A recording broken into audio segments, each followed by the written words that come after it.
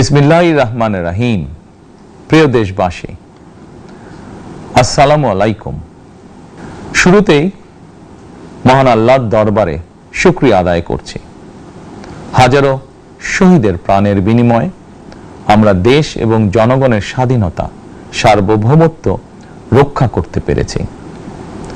তাবেদার মুক্ত বাংলাদেশে জনগণের ভোটে জনগণের কাছে জবাবদিহিমূলক একটি নতুন সরকার যাত্রা শুরু করেছে। দেশে গণতন্ত্র এবং মানুষের অধিকার পুনঃপ্রতিষ্ঠার এই যাত্রা লগ্নে আমি দেশবাসীকে শুভেচ্ছা এবং আন্তরিক অভিনন্দন জানাই। স্বাধীনতা প্রিয়, গণতান্ত্রিক আমি প্রিয়। জনগণের কারণেই দেশে আবার মানুষের অধিকার, সম্মান এবং মর্যাদা পুনঃপ্রতিষ্ঠার সুযোগ সৃষ্টি হয়েছে। আমি দেশবাসীর উদ্দেশ্যে একটি বার্তা দিয়ে বলতে চাই, মুসলমান, হিন্দু, বৌদ্ধ, খ্রিস্টান তথা দল, মত, ধর্ম, বর্ণ নির্বিশেষে পাহাড়ে কিংবা সমতলে বসবাসকারী এই দেশ আমাদের সবার। প্রতিটি নাগরিকের জন্যই এই দেশকে আমরা একটি নিরাপদ ভূমিতে পরিণত করতে চাই। একটি স্বনির্ভর, নিরাপদ, মানবিক, গণতান্ত্রিক বাংলাদেশ প্রতিষ্ঠায় বিএনপি সরকারের লক্ষ্য। প্রিয় দেশবাসী, ফ্যাসিবাদের সময়কালে দুর্নীতি, দুঃশাসনে পর্যুদস্ত একটি ভঙ্গুর অর্থনীতি, দুর্বল শাসন কাঠামো আর অবনতিশীল আইন শৃঙ্খলা পরিস্থিতির মধ্য দিয়ে নতুন সরকার যাত্রা শুরু করেছে। আইন শৃঙ্খলা পরিস্থিতির উন্নয়ন এবং কঠোরভাবে দুর্নীতি নিয়ন্ত্রণের মাধ্যমে জনগণের মনে শান্তি, নিরাপত্তা ফিরিয়ে আনাই হচ্ছে আমাদের সরকারের প্রধান অগ্রাধিকার। সারা দেশে জুয়া এবং মাদকের বিস্তারকেও বর্তমান সরকার আইন শৃঙ্খলা অবনতির অন্যতম কারণ বলে চিহ্নিত করেছে। সুতরাং জুয়া এবং মাদক নিয়ন্ত্রণে আইন শৃঙ্খলা বাহিনী সব রকমের কঠোর পদক্ষেপ গ্রহণ করছে। জনজীবনে শান্তি ও নিরাপত্তা নিশ্চিত করতে সরকার সর্বোচ্চ উদ্যোগ গ্রহণ করছে। দেশের প্রতিটি সাংবিধানিক এবং সরকারি, বেসরকারি প্রতিষ্ঠান চলবে বিধিবদ্ধ নীতি নিয়মে। দলীয় কিংবা রাজনৈতিক প্রভাব, প্রতিপত্তি অথবা জোর জবরদস্তি নয়। আইনের শাসনই হবে রাষ্ট্র পরিচালনার শেষ কথা। প্রিয় দেশবাসী, আগামীকাল থেকে সারা দেশে শুরু হতে যাচ্ছে পবিত্র মাহে রমাদান। আমি দেশবাসীকে পবিত্র মাহে রমাদানের শুভেচ্ছা জানাই।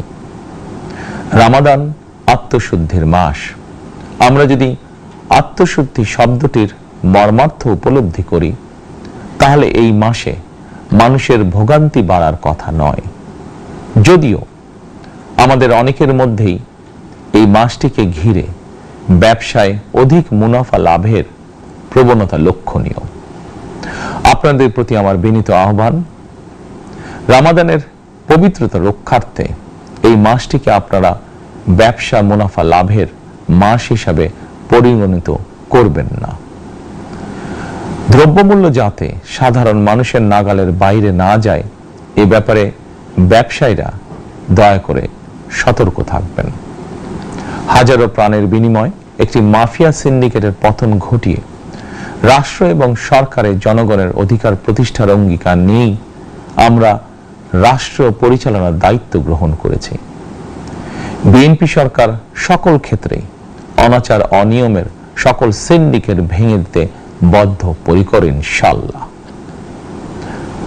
ক্ষুদ্র, মাঝারি কিংবা ছোট বড় সকল ব্যবসায়ীদের প্রতি বর্তমান সরকারের দৃষ্টিভঙ্গি সহজ এবং স্পষ্ট। বর্তমান সরকার ব্যবসায়ী এবং ক্রেতা সাধারণ উভয় স্বার্থ রক্ষা করে প্রয়োজনীয় পদক্ষেপ গ্রহণ করতে চায়। সুতরাং সরকারের পক্ষ থেকে কি ধরনের উদ্যোগ গ্রহণ করলে বাজার পরিস্থিতি নিয়ন্ত্রণে থাকবে কিংবা ক্রেতা বিক্রেতা উভয়েরই স্বার্থ রক্ষা হবে, এ ব্যাপারে আপনাদের যে কোনো ধরনের পরামর্শ কিংবা অভিযোগ শুনতে সরকার প্রস্তুত। ক্রেতা বিক্রেতা গ্রহীতা এই সরকার সকলেরই সরকার। এই সরকার আপনাদেরই সরকার। আপনারাই ভোটের মাধ্যমে এই সরকারকে রাষ্ট্র পরিচালনার দায়িত্ব দিয়েছেন। আপনারাই এই সরকারের শক্তি। প্রিয় দেশবাসী, পবিত্র রমাদান মাসে রোজাদারগণ বিশেষ করে ইফতার, তারাবি, সেহরি এই সময়গুলোতে নিরবিচ্ছিন্নভাবে গ্যাস, পানি ও বিদ্যুৎ সরবরাহ পেতে চান। এই বিষয়টি নিশ্চিত করতে এরই মধ্যে আমি সংশ্লিষ্ট কর্তৃপক্ষকে নির্দেশনা দিয়েছি। অপচয় রোধ করে কৃচ্ছতা সাধন প্রতিটি মুসলমানের ঈমানি দায়িত্ব। অফিস আদালতে বিনা প্রয়োজনে কিংবা প্রয়োজনের অতিরিক্ত গ্যাস, বিদ্যুৎ, পানি খরচের ব্যাপারে সচেতনতা অবলম্বন করাও ইবাদতেরই অংশ বলেই আমি মনে করি। দেশের সকল সরকারি বেসরকারি কর্মকর্তা কর্মচারী এবং জনসাধারণের প্রতি কৃচ্ছতা সাধনের আহ্বান জানানোর আগে আমি সরকারের মন্ত্রী এবং বিএনপি সংসদ সদস্যদেরকে দিয়েই একটি দৃষ্টান্ত স্থাপন করতে চেয়েছি। বিএনপি সংসদীয় দলের প্রথম সভাতেই আমরা সিদ্ধান্ত নিয়েছি, বিএনপি থেকে নির্বাচিত কোনো সংসদ সদস্য সরকারি সুবিধা নিয়ে ট্যাক্স ফ্রি গাড়ি আমদানি করবেন না এবং প্লট সুবিধাও নেবেন না। আমি আপনাদের সামনে বলেছিলাম, রাষ্ট্র পরিচালনার সুযোগ পেলে বিএনপি সরকার মহানবীর ন্যায়পরায়ণতার আদর্শ অনুসরণ করবে। আমি মনে করি বিএনপির সংসদীয় দলের এই সিদ্ধান্ত ন্যায়পরায়ণতার আদর্শেরই একটি অন্যতম প্রতিফলন। প্রিয় দেশবাসী, বিভাগীয় শহরগুলিতে বিশেষ করে রাজধানী ঢাকায় যানজট অত্যন্ত নিয়ন্ত্রণহীন।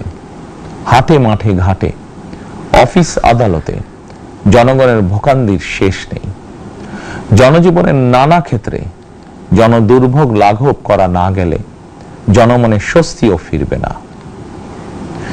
রাজধানীতে জনসংখ্যার চাপ কমাতে বিকল্প ব্যবস্থা গ্রহণ করা জরুরি হয়ে পড়েছে। মানুষ তার নিজ জেলায় কিংবা নিজের বাসা বাড়িতে থেকেও যাতে সহজভাবে সঠিক সময়ে অফিস, আদালত, ব্যবসা বাণিজ্য করতে পারেন, সেই লক্ষ্যকে সামনে রেখেই সারা দেশে রেল যোগাযোগ ব্যবস্থা ঢেলে সাজানোর উদ্যোগ নেওয়া হচ্ছে। এই পরিকল্পনার অংশ হিসাবে প্রথমেই রেল, নৌ, সড়ক এবং সেতু মন্ত্রণালয়ের কার্যক্রম পুনর্বিন্যাস ও সমন্বয় করা হচ্ছে। আমরা মনে করি সারা দেশে রেল যোগাযোগ ব্যবস্থার সহজ, সুলভ এবং নিরাপদ করা গেলে একদিকে যেমন জনগণের শহর কেন্দ্রিক বা নগর কেন্দ্রিক নির্ভরতা কমবে, অপরদিকে পরিবেশেরও উন্নতি হবে। প্রিয় দেশবাসী, আমাদের চারপাশে সমস্যার শেষ নেই, তবে সমস্যার পাশাপাশি সম্ভাবনাও কিন্তু কম নয়। আমাদের বৃহৎ জনগোষ্ঠীকে যদি আমরা দক্ষ জনশক্তিতে রূপান্তরিত করতে পারি, তাহলে এই জনসংখ্যাই হবে আমাদের জনসম্পদ। আমরা নিজেদেরকে দক্ষ করে গড়ে তুলতে পারলে শুধু বাংলাদেশই নয়, বিশ্ব বাজারও আমাদের জন্য উন্মুক্ত। তথ্য প্রযুক্তির সিঁড়ি বেয়ে বিশ্ব এখন কৃত্রিম বুদ্ধিমত্তার যুগে প্রবেশ করেছে। প্রযুক্তির এই প্রতিযোগিতামূলক বিশ্বে সম্মান এবং স্বচ্ছতার সঙ্গে টিকে থাকতে হলে আমাদেরকে কোনো না কোনো একটি বিষয় বা কাজে পারদর্শী হতে হবে। দেশের কোটি কোটি শিক্ষার্থী এবং তরুণ যুবশক্তির উদ্দেশ্যে বলতে চাই, মেধায়, জ্ঞানে, বিজ্ঞানে নিজেদেরকে যোগ্য করে গড়ে তোলার জন্য যত রকমের সহযোগিতা দেওয়া যায়, সব রকমের সহযোগিতা দিতে বর্তমান সরকার প্রস্তুত। কর্মসংস্থান এবং কর্ম পরিবেশ নিশ্চিত করার সুনির্দিষ্ট অঙ্গীকার নিয়ে বর্তমান সরকার যাত্রা শুরু করেছে। প্রিয় দেশবাসী, দীর্ঘ 18 বছর পর দেশে ফিরে গত বছর 25শে ডিসেম্বর আমি বলেছিলাম, দেশ এবং জনগণের জন্য আই হ্যাভ এ প্ল্যান। 12ই ফেব্রুয়ারি জাতীয় নির্বাচনের আগে দেশের বিভিন্ন স্থানে ঘুরে আমার প্ল্যান, পরিকল্পনার অনেক কিছু আমি আপনাদের সামনে তুলে ধরেছিলাম। আপনারা স্বাধীনতার ঘোষকের প্রতিষ্ঠিত দল বিএনপিকে ভোট দিয়ে রাষ্ট্র পরিচালনার দায়িত্ব দিয়েছেন, সকল পরিকল্পনা বাস্তবায়নের সুযোগ দিয়েছেন। এখন এই সুযোগকে কাজে লাগিয়ে সকল অঙ্গীকার পূরণ করার দায়িত্ব বিএনপি সরকারের। আমরা আমাদের পরিকল্পনা এবং প্রতিশ্রুতি বাস্তবায়নের কাজ শুরু করে দিয়েছি ইনশাআল্লাহ। অঙ্গীকার পূরণের এই যাত্রা পথে আমরা ভবিষ্যতের দিনগুলোতেও আপনাদের অব্যাহত সমর্থন প্রত্যাশা করি। প্রিয় দেশবাসী, সরকার প্রধান হিসাবে আমি দেশবাসীর উদ্দেশ্যে একটি বিষয়ে প্রতি দৃষ্টি আকর্ষণ করে বলতে চাই। নবগঠিত সরকার গঠনের সুযোগ দিতে যারা বিএনপিকে ভোট দিয়েছেন কিংবা দেননি অথবা কাউকেই ভোট দেননি, এই সরকারের প্রতি আপনাদের সবার সমান অধিকার। বিএনপি সরকার বিশ্বাস করে দল মত ধর্ম দর্শন যার যার, রাষ্ট্র সবার।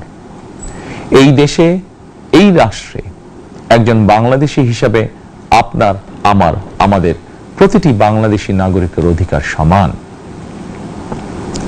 প্রিয় দেশবাসী, আল্লাহ আমাদের সবাইকে নিরাপদ এবং সুস্থ রাখুন।